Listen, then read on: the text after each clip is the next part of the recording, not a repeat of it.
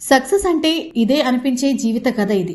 ఒకప్పుడు ఆర్థిక ఇబ్బందులతో కాలేజీ చదువు మధ్యలోనే మానేసి కుటుంబాన్ని పోషించేందుకు లారీ డ్రైవర్ గా పనిచేసిన వ్యక్తి ఈ రోజు ప్రపంచంలోనే గొప్ప దర్శకుల్లో ఒకటిగా నిలిచాడు. ఇప్పటి వరకు ఒక్క ఫ్లాప్ కూడా రాకుండా తెరకెక్కించిన ప్రతి సినిమా బాక్సాఫీస్ ను షేక్ చేసిన దర్శకుడి కథ ఇది.